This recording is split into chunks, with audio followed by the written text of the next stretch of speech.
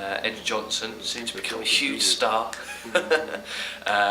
although he's adamant about that statement. Ed is our lead man, and he features in, I think it's almost every scene bar one we see him in. This is a story which is very closely based around the central character Joe.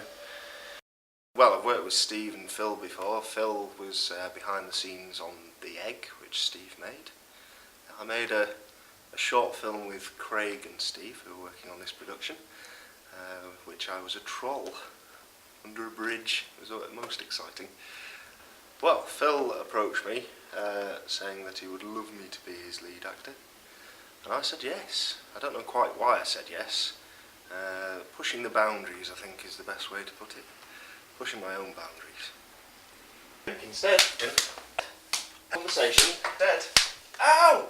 Yeah, well, yeah. That smarted more than anything. No lasting damage. Quite like your new place. Mind you can't have got it cheap. And how'd you get it so quickly? Well, I am working now, aren't I? Yeah, but even so. Let's just say I didn't come back empty-handed. Oh, bugger. I'm late on my first day.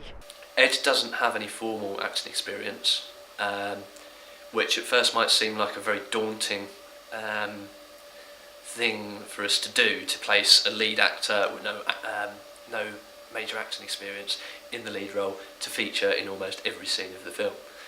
I've known Ed for a few years though, and I know that he's always up for the challenge, and he's very committed, and he's very professional with whatever it is he's doing.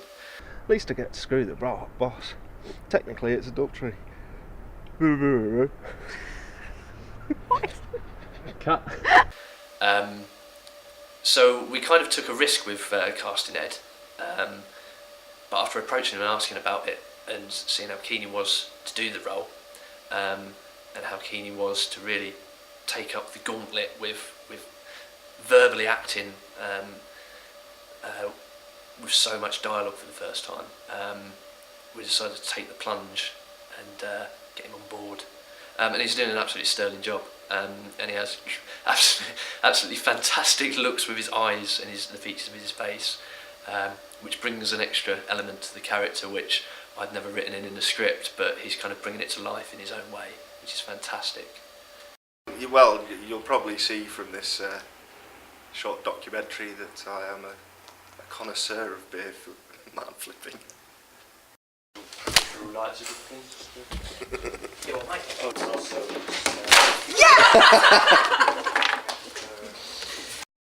Alongside Ed, we've got Amanda, and she was one of the most enthusiastic people who approached us after we made a call for auditions. And after seeing her show reel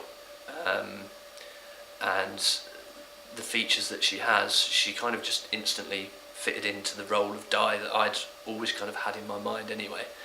I think Di, the character, is very,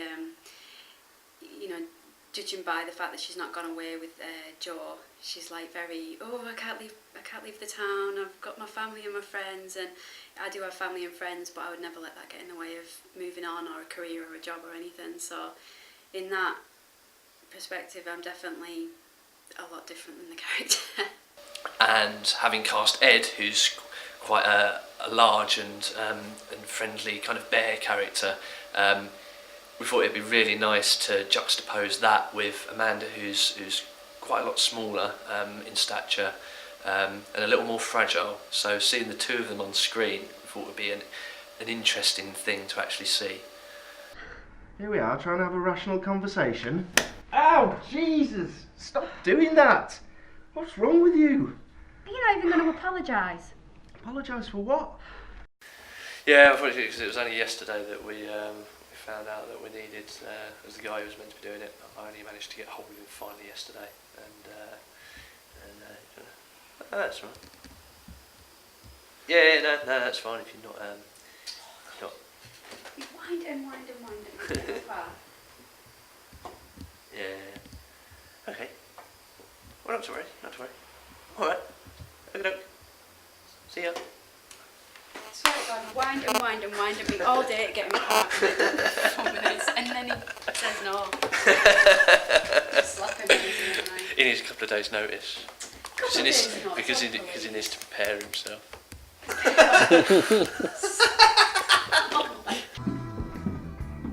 Good lass you got there, mate.